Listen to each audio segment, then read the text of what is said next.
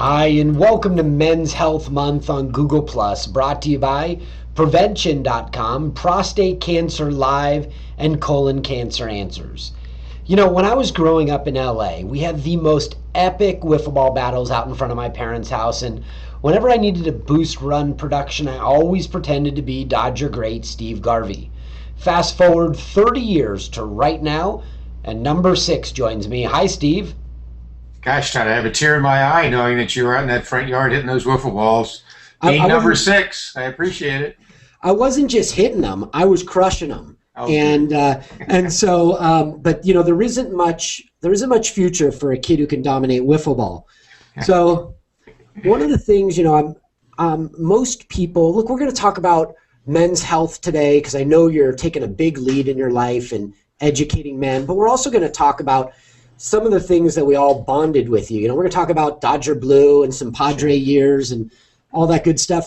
Most people know you as a first baseman, a legendary first baseman with numbers that deserve to be in the. You deserve an HOF ring, and have that kind of numbers. Look, you started off as a third baseman, and I'm not sure if a lot of people know that. But how did that switch take place? Can you share that story with me? Well, I was a third baseman at Michigan State University where I played football and baseball for Duffy Daugherty and Danny Litweiler. My freshman spring, I had to go back and forth between Cobb's Field and the stadium because I needed to go to spring football along with playing spring baseball. And I got a slight shoulder separation in one of those Saturday spring games. I couldn't play baseball for about a week or 10 days. It was a partial separation, which may be worse than a full one, but never quite through the same. Arm wasn't as strong, accuracy, but somehow fought my way through the freshman, and then my sophomore year was All-American, drafted by the Dodgers in the spring, in June of '68, in a great draft, maybe the best draft ever.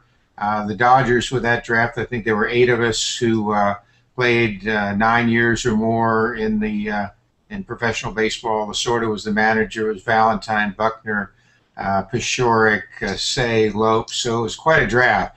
But I was still a wild arm third baseman, and finally got to the major leagues in '70. Kind of struggled, didn't have great teams where you could see the potential. So by 1973, I was in the major leagues for 2 years, but out of a job. So on June 23rd, there's always a pivotal point in our lives, I think, an epiphany, Right. so to speak. I was leading the league in pinch hitting, and we were struggling against left-handed pitching. So I got a hit in the first game against the Reds, Freddie Norman, who threw a 2-hitter. So I'm eating my little turkey sandwich between games, and Walter Olson comes by, and he stops, and he looks at me, and he says, "Hey, kid, you ever play first base?" And I went, "Oh, sure, Skipper." Well, I played one game in Little League and one AAA. Had a bad hamstring. But I wasn't going to tell him that I had never played because I'm thinking, wow, this may be a chance. So he said, "Well, get a glove. You're starting at first tonight." And I did. Got a couple of doubles, dug the ball out of the dirt. We won the game. And afterwards he came by. He says, "You're in there tomorrow." And I said, "Well, thank you." But that night started the infield of Garvey, Lopes, Say, and Russell that lasted almost 9 years. And first base turned out to be my position. And if you look back at from '73 to '83, was the golden era in Los Angeles, and we had tremendous success. Yeah, it was a golden year in my life. I'm an all-around sports fan, and only a kid growing up in LA would think that the Boston Celtics Bill Russell was the other Bill Russell because he had all those rings. But you bring up some really interesting things. We all know Tommy Lasorda as a big league coach, but it sounds like, and if I remember correctly, you had experience with him in the minors. Is that accurate? Sure. Absolutely. He was my first manager in Ogden, Utah, which is the Pioneer League in '68.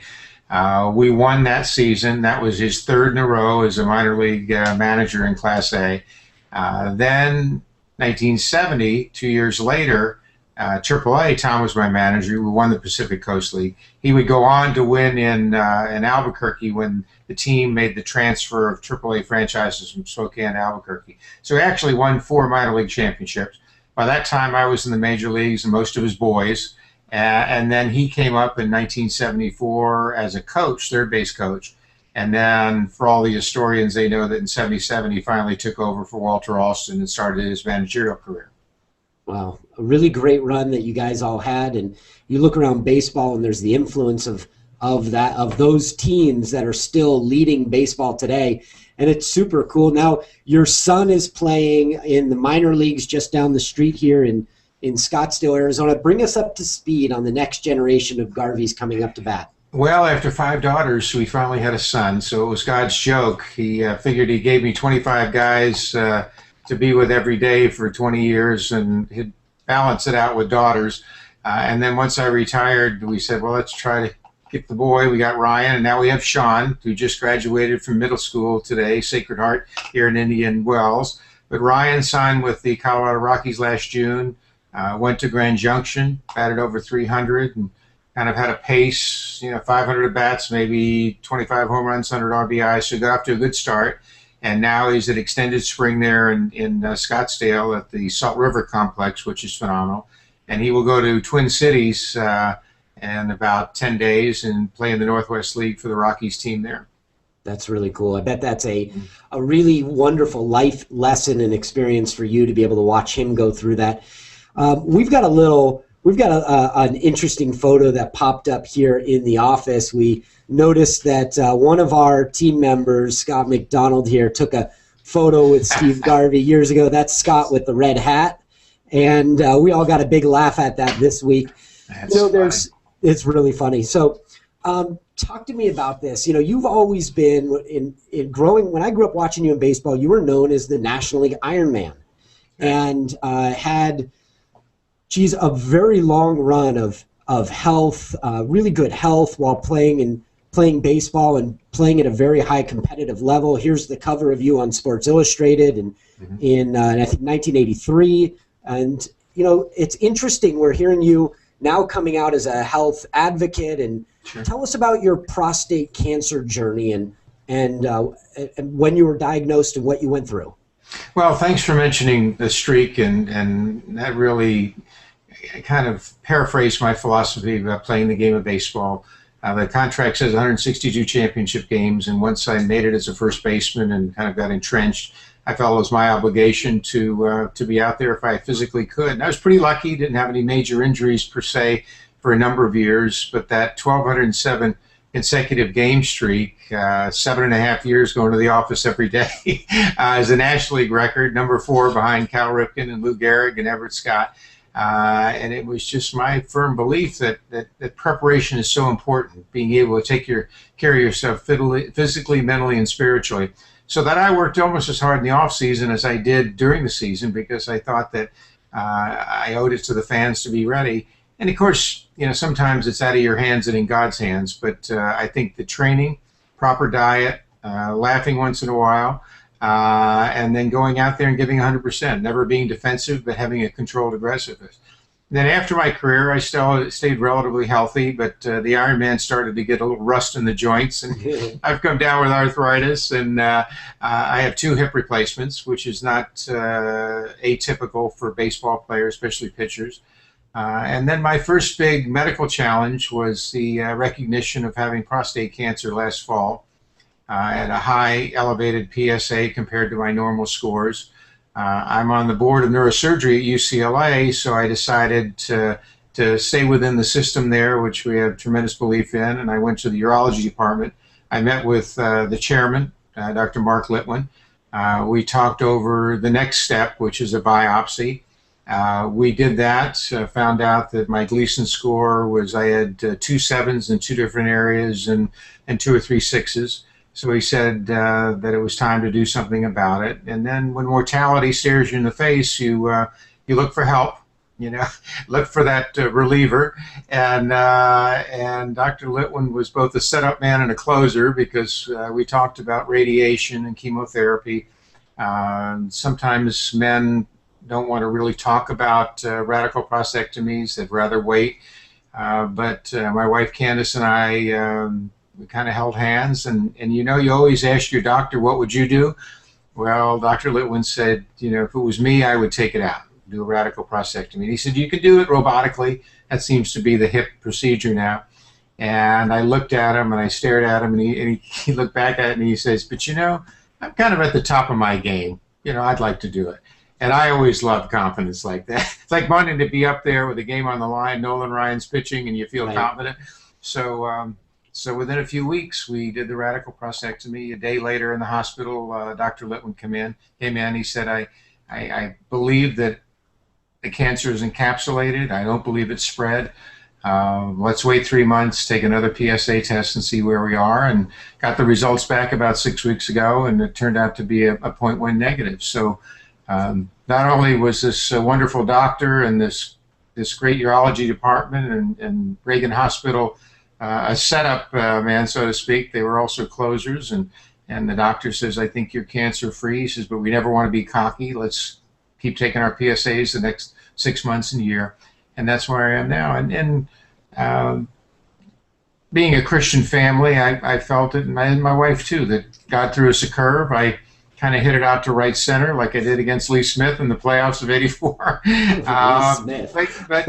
But God challenges us. So I think he challenged me to take up the torch, so to speak, and to start talking about prostate cancer, start to get men engaged in the idea of being preemptive, taking your PSA test. I know there are 3 doctors at UCLA Urology now in their research department working on fabulous new forms of testing, PSA testing. So over the last 6 weeks, I've done 40 interviews and feel it's my obligation to other men and to the women that love them and their families to talk about this disease. I think over 30 or 40,000 men die each year of it. And let's see if we can make a difference. You know, it's such an interesting, compelling story. You've got a great platform to be educating men, and even your family. Your dad was diagnosed with prostate cancer at the same age. Talk to me about that family history, and was this on your radar screen as you were growing up, knowing that you should be aware of it? Absolutely. You know, I've always been involved in charitable causes. Headed up a number of them in San Diego and Los Angeles, both disease-related, educational. But when Dad came down with prostate cancer at 64, ironically the same year I did, the same age, it was an education for me. He went through the prostatectomy, recovered from it, and went on to live to be 84. But we talked about it. He said, you take your PSA test now, Stevie. I said, yes, sir, I will.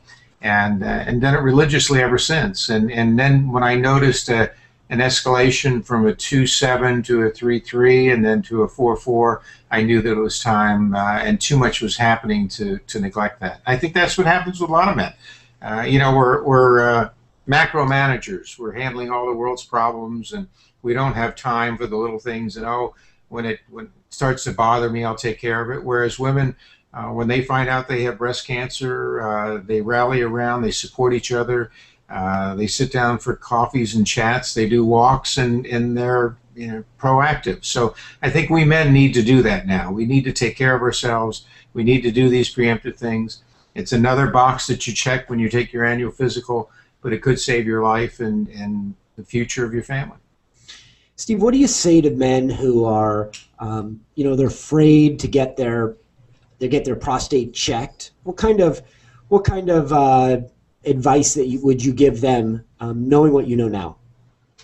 Well, I think there's always a certain stigma about the loss of sexuality, the loss of intimacy, what will happen if indeed in this very delicate area of our body that we lose some of our nerve endings. It's a checklist. You have to decide, you have to weigh the positives against some of the negatives, but the advancement in urology and dealing with prostate cancer and testicular cancer and colon cancer, but especially prostate and testicular, when you're talking about men and the bravado of their sexuality, it's much better to go in and deal with it and take out the cancer and then deal with the extended challenges and be patient. Men come up to me, gosh, am I ever going to get my, virility back? And I tell them, you will, but you just have to be patient. Listen to your doctor. And I think that's the key. Sometimes we have to, as men, sacrifice a little bit of the testosterone for a little bit of the estrogen of those women we love. So. You know, I was raised by all women. I think there's a lot we can learn from a little bit of estrogen in our lives. Yeah. Oh, absolutely. Right? I mean, I admit it. And yeah, with 5 daughters, I may be one of the best female shoppers in the world. So. you know, you mentioned bravado a few moments ago, and it reminded me of a young Todd Hartley sitting, I think it might have been, what year did you go to San Diego, in 84, 83?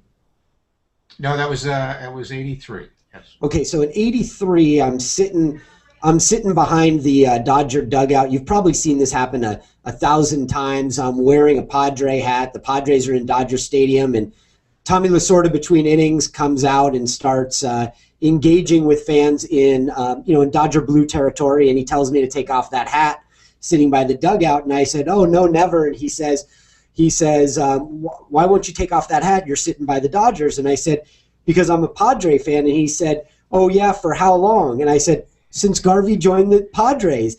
And he looked at me and everybody started laughing. He shook his head and he went right back in the dugout. And that's one of my first memories of my mouth getting in my way, and me getting in trouble for it. But the experience for a lot of Dodger fans that grew up, it's more common today that you see people switch uniforms, but Sure. You had that Dodger uniform on for so long that it must have been an awkward feeling for you, wasn't it, when you switched into that Padre gear? Absolutely. Well, I've been in Dodger uniform for 15 years, and my contract was up, and I couldn't believe how difficult the negotiations were going. And ultimately, and I do a lot of motivational speaking, and people will ask me the same question. I said, well, they made me an offer I could refuse because I knew I had one contract left, and it was probably for 4 or 5 years. And I decided to go the free agency route, and it came down to the last couple minutes in Los Angeles, and there were ticker tapes on all the networks that Dodgers and Garvey failed to come to an agreement. And then at that time, 5 teams could draft you. So I went and visited the Giants, the Cubs, the Yankees, the Astros, and then finally in San Diego. And Steinbrenner kind of, the way he manipulated the press kind of got the figures up a little bit. I was almost a Cub until front office problems came about. Somebody wasn't getting their publicity, so everything went backward. Bob Lurie, great man in San Francisco, but a real estate man, not a lot of liquidity. And then finally, I sat in front of Ray Kroc at his clifftop house in La Jolla, California, and Sure. And I asked him. I said, Mr. Kroc, why do you want me here? He said, well, son, I know what you can do on the field. He said, but I think you can make a difference in this community and teach everyone what a professional is all about. And then he paused and he looked at me and he says, but I can't pay you in cash. He said, I can pay you in Big Macs and French fries and milkshakes. So we started to laugh. And because at that time he wasn't a billionaire, but he was pretty close to it. And he said, but I think you can make a difference. And he says, I believe in you. And when he said that, I figured National League West, close to Los Angeles, not a lot of variables. A team that had some potential with youngsters like Gwynn and McReynolds and Kennedy, and decided to go there. And then the next year we go to the World Series. So it was a good choice. That World Series was fabulous. And, it was just an exciting World Series. And I think it's one of those, maybe unfortunately, but one of those Kirk Gibson things where it's part of his allure came out of that World Series too. It's a really interesting time. So, well, he was a Michigan Stater, like me, and there's a great picture that's hung in the Detroit airport. He wore number 23, I wore number 24. And then, of course, we played each other in that World Series. Ironically, first Padre World Series happens to be against the Tigers. I go back to Michigan, have a tremendous following there. And even though we lose, it was a tremendous education that year about how and what a winner looks like as far as being in a Padre uniform. So people come up to me to this day and tell me about where they were when I hit that home run against Lee Smith. That's right, raise the arm like that for the first time. I don't think anybody had done that. And it's been, I don't know how many, 7,000-8,000 days now, and the Cubs fans come up to me, how could you do that to us? And I said, non-discriminating, the ball hit my bat, so don't blame Lee. I'm sure you had nothing to do with it. And, I know that you've been giving a lot to charity and donations for prostate cancer research by selling your old memorabilia. Tell me about that. Well, we decided to see if we could make a difference, and we looked around and we talked about, because we've been involved with a number of different charities, and everybody said, I said, well, what do we all think about, auctioning some of the memorabilia? And everybody, all the kids and my wife Candace said, well, let's do it. If we can make a difference, let's do it. So we got involved with SCP auctions. They have quarterly auctions. Mine was in February. And it turned out well. We're taking a portion of that, and we're reinvesting in programs that we think are going to make a difference as far as prostate awareness, detection, and research. And I think next year we're just finalizing now 4 different events that I'll host that will fortunately raise hopefully millions of dollars. And Steve's website, by the way, is stevegarvey.com, and you can get good information about what's going on by this 10-time All-Star. Steve, it's just a real honor to get to spend time with you and to talk with you about a subject that we're both passionate about and working to advocate for people. I think it's really important that men get this and men understand that a little bit of prevention goes a long way. Was there Can you share with me, and I was recently diagnosed in 2008 with a heart condition, and so I know what it's like to, the fear that comes across, and I know that the fear between baseball and the fear of life and death are 2 completely different things. What's it like when you sit there with the doctor and he gives you the news that you have prostate cancer? Well, I think it actually starts when you've done your preliminary discussions with him. We talked about the biopsy. And a couple of days later, I was watching my youngest son, Sean Fitzpatrick Garvey, practice football at a field. I was sitting on a bench, and I was kind of by myself, and the phone rang, and it was Dr. Litwin. And great doctors understand 3 things, and that's the ability of the head, the heart, and the hands to work in unison. So he understood that he needed to be straightforward. He said, Steve, you do have cancer. These are your Gleason scores. I feel very confident that we can attack it and rid your body of it. And he said, I need you to come in as soon as possible so we don't delay. And let's go after this like you used to go after that Nolan Ryan fastball. And I laughed. But he was very straightforward, but very understanding and passionate. He said, let's talk to Candace together about this. I did. He said, I would suggest you talk to your children as soon as possible so they know. We did that too. So it has always been said, it takes a village, to be able to teach children or to conquer problems. In this case, it's been a village. It's been a team. It's ongoing. Life is not a sprint, it's a marathon. So we need to do this together. And that's why, like I said before, men come up to me every day, wherever it may be, airports, New York, Cabo San Lucas, walking on the beach. I was there 24 hours to make a speech. I mean, that's rough. Dodger Stadium, wherever it may be. So, I'm always available to sit down and talk to men and talk to women who are going through it too. When you're married to the love of your life or your wonderful daughters or whomever is close to you, significant other, you need to communicate. There was a big cancer dinner here in the Coachella Valley, and I was asked to speak. And I asked all the men after a couple minutes to raise their hand if they were going to be proactive in dealing with their PSA. And everybody rose their hand. And then I said, now look at that woman next to you, take her hand and look her in the eye and nod your head if you are actually going to do this and be proactive and do it for her. If you don't want to do it for yourself, do it for her. And I saw these heads turn and the tears came down, and a couple of guys came up afterwards and said, it's going to cost me a shopping trip now. You know that, don't you? I said, what's worth your life or a shopping trip? They said, we're going on El Paseo tomorrow. But you also have to be a little light about this too. I mean, yes, it's a challenge, but doing it together, picking the right doctor, the right department, the right hospital, like I have at UCLA, feeling confident, and then and having faith in God, and putting this into His hands, and asking Him to those footprint in the sands, as story we hear about sometimes. Well, where were my footprints, God? And he said, that's when I picked you up and carried you. Well, that's what happens. That's beautiful. That's a great image to have in your head. Look, I know we've spent a lot of time so far talking about this, but there were a couple of 1980 related questions that I need to ask you before I could say goodbye. Are you okay if I ask you a couple questions? Sure, absolutely. All right, so you've mentioned Nolan Ryan a couple of times. Is that the baddest man you've ever had to face? Is that is Nolan Ryan the one you don't want to face? I always thought it was a J.R. Richard. Oh, absolutely. Yeah, J.R. Richard was right there with Nolan Ryan. There was a guy by the name of Scipio Spinks who came up with all those guys at that time. And I faced 12 or 13 Hall of Famers, but the guy that I actually didn't want to face was Phil Necro, because he threw the knuckleball.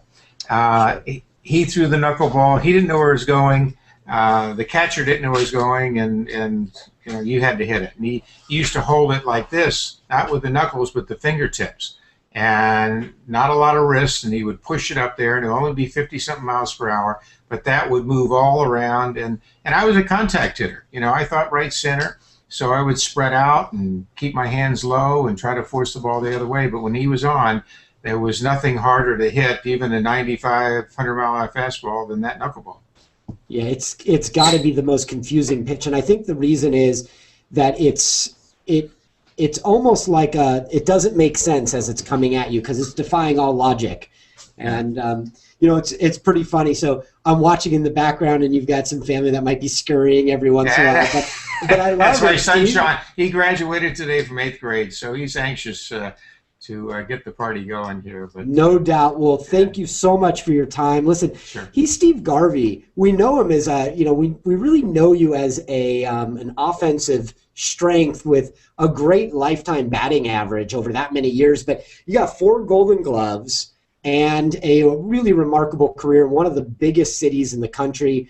And now he's taking on the awareness and advocacy role for prostate cancer. And we couldn't be more grateful to have him to join us on Men's Health Month on Google+. For more information on Steve Garvey, please go to stevegarvey.com. Steve, thank you so much for helping us advocate for men and educating their loved ones around the world. Well, thank you so much. One last thought, and I always close this when I'm speaking, and that life is God's gift to us, and what we do with it is our gift to God. So I implore everyone to join us in not only the fight against prostate cancer, but all the challenges in life, and let's do it together and do it with a smile and with faith. So cool. I'm getting to spend the day with Steve Garvey right now, and I thank you very much, Steve, for joining us. On behalf of Men's Health Month, I'm Todd Hartley, and I'll look forward to talking with you and advocating with you guys very soon.